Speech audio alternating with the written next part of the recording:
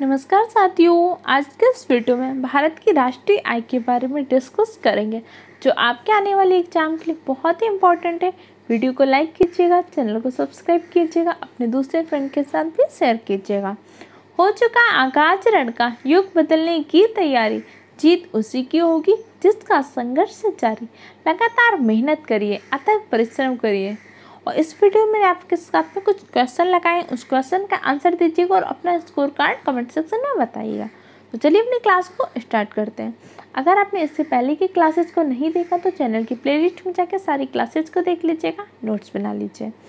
भारत की राष्ट्रीय आय का प्रमुख स्रोत क्या है? हमारी राष्ट्रीय आय का प्रमुख स्रोत क्या है? कृषि क्षेत्र है। हमारे यहाँ पे कितनी परसेंट जनसंख्या? 52% जनसंख्या कृषि क्षेत्र से जुड़ी हुई है। कृषि में कैसी बेरोजगारी पाई जाती है? प्रचंड बेरोजगारी पाई जाती है। कृषि किस क्षेत्र के अंतर्गत आता है? तो प्राथमिक क्षेत्र के अंतर्गत आता है। पॉइंट याद कर लीजिए। और भारत में ग्रामीण विकास का संस्थान कहाँ पे स्थित है? हैदराबाद में स्थित है। आगे देख लेते हैं। जैसे जैसे अर्थव्यवस्था विकसित होती है, राष्ट्रीय आय में तृतीय क्षेत्र बढ़ जाता है। तृतीय क्षेत्र क्या होता है? बढ़ जाता है। तृतीय क्षेत्र क्या होता है? सेवा क्षेत्र होता है। अब जैसे हमारी अर्थव्यवस्था बहुत विकसित हो जाएगी, हमारे यहाँ पे बहुत सारे उद्योग आ जाएंगे, बहुत सारी चीज़ें, तो हमें कहीं ना कहीं एम्प्लॉयज़ की ज़रूरत पड़ेगी। वही जो एम्प्लॉय होता है, सेवा क्षेत्र होता है, वही हमारा क्या होता है? तृतीय क्षेत्र। प्राथमिक क्षेत्र में आपके कृषि आते हैं और जैसे कुक्कुट पालन वगैरह, ये सब प्राथमिक क्षेत्र में आते हैं। द्वितीय क्षेत्र में आपके उद्योग वगैरह आते हैं, जो इंटरप्राइजेज हैं, उद्योग हैं, स्टार्टअप हैं, ये सब द्वितीय क्षेत्र में। तृतीय क्षेत्र आपका सेवा क्षेत्र होता है, ध्यान रखिएगा। राष्ट्रीय न्यायाधीश की स्थापना कब हुई थी? हमारे देश में 1950 में राष्ट्रीय न्यायाधीश की स्थापना हुई थी। केंद्रीय सांख्यिकी संगठन की स्थापना कब हुई थी? 1956 में, ध्यान रखिएगा। केंद्रीय सांख्यिकी संगठन की स्थापना किसने की थी? पीसी महालनोबिस ने। और जो हमारी दूसरी पंचवर्षीय योजना है, दूसरी पंचवर्षीय योजना भी महालनोबिस मॉडल पर आधारित है। दूसरी पंचवर्षीय योजना कब से कब तक है? और तीसरी पंचवर्षीय योजना में हमने कौन से स्टील प्लांट की स्थापना की थी? बोकारो स्टील प्लांट की। क्योंकि दूसरी पंचवर्षीय योजना में तो हमने क्या किया था?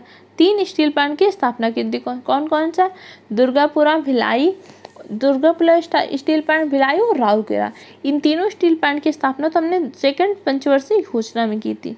लेकिन बोकारो स्टील प्लांट एकमात्र ऐसा प्लांट था जिसकी स्थापना हमने तीसरी पंचवर्षीय योजना में की थी। तो अक्सर एग्जाम में क्वेश्चन पूछा जाता है, ध्यान रखिएगा।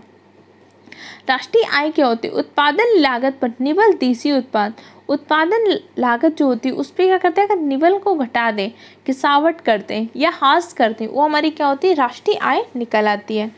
भारत की राष्ट्रीय आय का अनुमान कौन लगाते हैं? केंद्रीय सांख्यिकी संगठन। भारत में सर्वप्रथम राष्ट्रीय आय का आकलन किसने किया था? दादाभाई नौरोजी ने। कितना किया था? 20 रुपये प्रति व्यक्ति के आय पर आधारित किया था। कब किया था? 1867 में दादाभाई नौरोजी ने 20 रुपये प्रति व्यक्ति आय के आधार पर राष्ट्रीय आय का आकलन किया था। दादाभाई नौरोजी को grand old man of India कहते हैं। कांग्रेस के किस दल से जुड़े हुए थे? तो कांग्रेस के ये नरम दल से नेता थे। अच्छा, कांग्रेस का विभाजन कब हुआ था? 1907 में सूरत अधिवेशन में क्या हो गया था? कांग्रेस का विभाजन हो गया था। कांग्रेस दो गुटों में बट गई थी, गरम दल और नरम दल। उसके पश्चात आपको 1916 का लखनऊ अधिवेशन होता है, जिसकी अध्यक्षता की थी अंबिका चरण मजूमदार ने। इसमें कांग्रेस के दोनों गुटों का आपस में फिर विलय हो जाता है। क्लियर? आगे देख लेते हैं। हमारे यहाँ पे राष्ट्रीय आय के आकलन कैसे करते हैं? प्रति व्यक्ति आय के आधार पर। प्रति व्यक्ति आय के आधार पर राष्ट्रीय आय का आकलन किया जाता है। राष्ट्रीय आय का आकलन कौन करते हैं? एससीओ, केंद्रीय सांख्यिकी संगठन के द्वारा किया जाता है। सबसे पहली बार राष्ट्रीय आय की गणना किसने की थी? दादाभाई नौरोजी ने। कितनी की थी? 20 रुपये पर व्यक्ति। तो कह रहे किस राज्य की प्रति व्यक्ति आय सर्वाधिक है? अगर आय सर्वाधिक पूछेगा प्रति व्यक्ति आय तो गोवा की। गोवा से जुड़े कुछ इंपॉर्टेंट पॉइंट ध्यान रख लीजिए। गोवा के पहली बात तो राजधानी के कमेंट सेक्शन में आंसर दीजिए। गोवा के राज्यपाल भगत सिंह कोश्यारी है। गोवा के मुख्यमंत्री कौन है? गोवा में विधानसभा सीटें कितनी है? कमेंट सेक्शन में तीनों क्वेश्चन के आंसर दीजिए, क्योंकि अभी करंट का जो आया था उसमें आपने तीनों चीज़ें पढ़ी थी। इसके साथ ही गोवा हर घर जल वाला पहला राज्य गोवा है। रेबीज मुक्त राज्य भी गोवा में। सिग्मो फेस्टिवल भी हम कहाँ पे मनाते हैं? गोवा में मनाते हैं। तीनों इंपॉर्टेंट पॉइंट है, ध्यान रखिएगा। नेक्स्ट क्वेश्चन देखते हैं।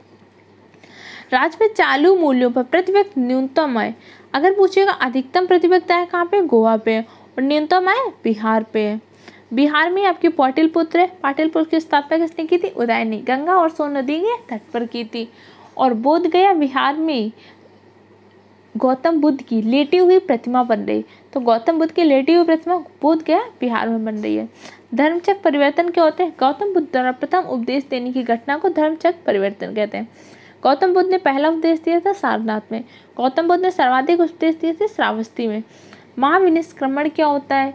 महाविनिष्क्रमण गौतम बुद्ध की गृह त्याग की घटना को बोलते हैं। महापरिनिर्वाण गौतम बुद्ध की मृत्यु। गौतम बुद्ध की मृत्यु कहाँ पे हुई थी? पावा कुशीनगर में हुई थी। गौतम बुद्ध से जुड़े 3 पिटक हैं, सुत्त पिटक, विनय पिटक, अधिगम पिटक। सुत्त पिटक, विनय पिटक, अधिगम पिटक, इन्हें त्रिपिटक के नाम से भी जानते हैं। ये बौद्ध ग्रंथ है। अंगुत्तर निकाय, अंगुत्तर निकाय एक प्रकार का बौद्ध ग्रंथ है। अंगुत्तर निकाय में ही 16 महाजनपदों का उल्लेख मिलता है। 16 महाजनपदों पर शासन करने वाला राजा कौन था? अशोका था। और मौर्य वंश की स्थापना किसने की थी? चंद्रगुप्त मौर्य ने। मौर्य वंश का सर्वाधिक प्रसिद्ध शासक कौन हुआ? अशोक। अशोक के पिता कौन थे? बिंदुसार। बिंदुसार किसके? चंद्रगुप्त मौर्य के पुत्र थे। सारी चीज़ें आप पहले पढ़ चुके हैं, बस मैंने यहाँ पे रिवाइज करवा दिया, क्योंकि एग्जाम में सिलेक्ट होने के लिए आपको प्रैक्टिस बहुत इंपॉर्टेंट है। एग्जाम में अगर आपको सिलेक्ट होना है तो सबसे पहली चीज़ आपको सिलेबस कंप्लीट होना चाहिए। सिलेबस कंप्लीट होने के बाद सारे टॉपिक के आपके पास शॉर्ट नोट्स होने थे। शॉर्ट नोट होने के बाद उस टॉपिक के प्रीवियस ईयर क्वेश्चन पेपर लगाइए। प्रीवियस ईयर क्वेश्चन पेपर के बाद फिर प्रैक्टिस कीजिए। SSP, SSP अगर ये फार्मूले को आप करते हैं तो किसी भी एग्जाम में आप बहुत अच्छे नंबर स्कोर करेंगे। आगे देख लेते हैं। भारत में प्रति व्यक्ति आय की गणना किसने की थी? दादाभाई नौरोजी ने। कितनी की थी? 20 रुपये प्रति व्यक्ति। कब की थी? 1867-68 में। वैसे 67 में की थी, अगर आपसे ऑप्शन में 68 हो तो लगा सकते हैं। ड्रेन सिद्धांत, थ्योरी ऑफ ड्रोन, जिसे हम धन निष्कासन का सिद्धांत भी बोलते हैं, किसने प्रतिपादन किया था? गोविंद रनाटे ने किया था।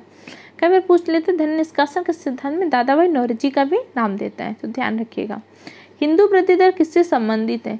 हिंदू वृद्धि दर राष्ट्रीय आय से संबंधित है। ध्यान रखिए, बच्चों को बहुत कन्फ्यूजन हो जाता है इस क्वेश्चन में। भारत में राष्ट्रीय आय का सर्वप्रथम आकलन किसने किया था? दादाभाई नौरोजी ने। राष्ट्रीय आय का आकलन किसके द्वारा किया जाता है? केंद्रीय सांख्यिकी संगठन के द्वारा। भारत में राष्ट्रीय आय का आकलन करने की कौन सी एजेंसी? केंद्रीय सांख्यिकी संगठन है। आर्थिक समृद्धि का सबसे उपयुक्त माप क्या होती है? आर्थिक समृद्धि की सबसे उपयुक्त माप होती है प्रति व्यक्ति आय। प्रति व्यक्ति आय कितनी, इसी आधार पर हम आर्थिक समृद्धि का मापन कर सकते हैं।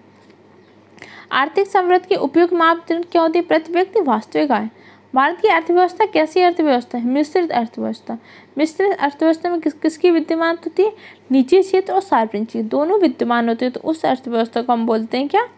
मिश्रित अर्थव्यवस्था। हमारे भारत की अर्थव्यवस्था कैसी है? मिश्रित अर्थव्यवस्था है, ध्यान रखिएगा।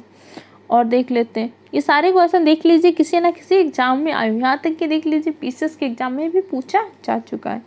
इसलिए जितने भी मैंने क्वेश्चन लिए या जो भी पॉइंट लिए किसी न किसी एग्जाम में आए हैं, जिन्हें वन लाइनर फॉर्म में बनाकर लिए गए। आपके एग्जाम के लिए बहुत इंपॉर्टेंट है। स्पीड थोड़ी ज़्यादा रहेगी, आप सारे पॉइंट को रिवाइज कर लीजिए। अगर लिख नहीं पा रहे हो तो यूट्यूब से ऑप्शन होता है कम कर लीजिए, या फिर कमेंट में बता दीजिएगा, क्योंकि सारी चीज़ें पढ़ चुके हैं, आपको सिर्फ रिवाइज कराना है। 2001-2 वर्ष के दौरान सकल घरेलू उत्पाद में वृद्धि दर कितनी थी?